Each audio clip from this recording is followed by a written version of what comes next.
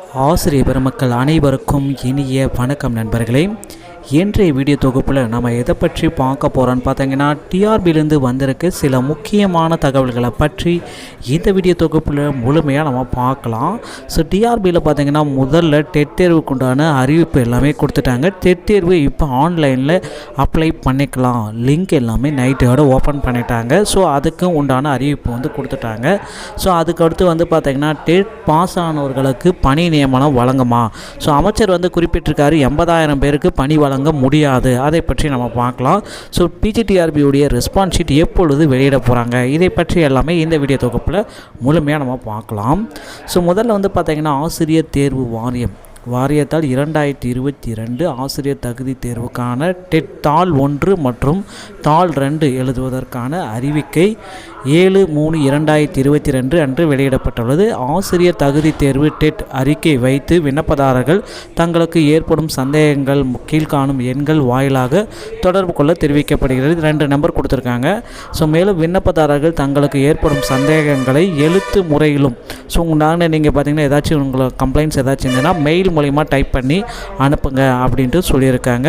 So இது 2 use பண்ணிக்கோங்க. So இன்றிலிருந்து பார்த்தீங்கன்னா டெட்டோடைய ஆன்லைன் அப்ளிகேஷன் ஸ்டார்ட் பண்ணிட்டாங்க. ஸோ டிஆர்பியில் பார்த்தீங்கன்னா டெட் பாஸ் ஆனவங்களுக்கு விரைவில் பணி நியமன ஆணை கொடுக்கப்படுமா.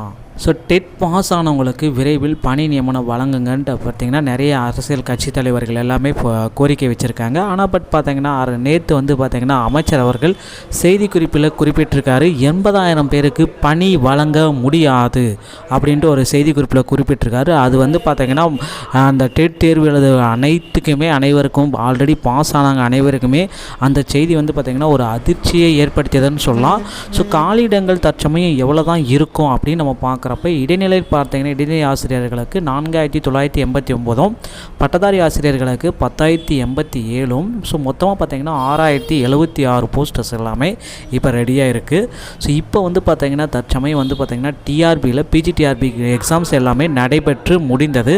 ஸோ இந்த எக்ஸாமுக்கு உண்டான ரெஸ்பான்ஸ் ஷீட்டை எப்பொழுது வெளியிட போகிறாங்க ஸோ அப்படின்ட்டு பார்த்தீங்கன்னா நிறைய நண்பர்கள் கோரிக்கையை மேலே கோரிக்கை, ஸோ டிஆர்பிக்கு மெயில் மேலே மெயில், ஹெல்ப்லைனுக்கு கால் மேலே கால், இந்த மாதிரி அனைத்துமே ப்ராசஸ் எல்லாமே பண்ணிகிட்ருக்காங்க. ஆனால் டிஆர்பி சைடுலேருந்து இன்னமும் ரெஸ்பான்ஸ் ஷீட்டை வெளியிடலை.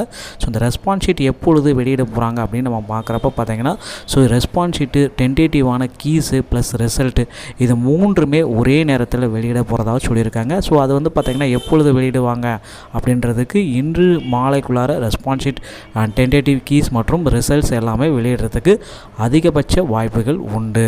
ஸோ பொறுத்திருந்து நம்ம பார்க்கலாம். ரெஸ்பான்ஸ் ஷீட் எப்பொழுது வெளியிடப்பட்டாலும் நம்ம சேனலில் உங்களுக்கு உடனுக்குடன் தெரிவிக்கப்படும். ஸோ இந்த மாதிரி டிஆர்பி சம்பந்தமான செய்திகளை பெற நம்ம சேனலோடு இணைந்திருங்கள். வீடியோ பார்த்தமைக்கு மிக்க நன்றி. அடுத்த வீடியோவில் உங்களை சந்திக்கிறேன். நன்றி நண்பா. தேங்க்ஸ் ஃபார் வாட்சிங்.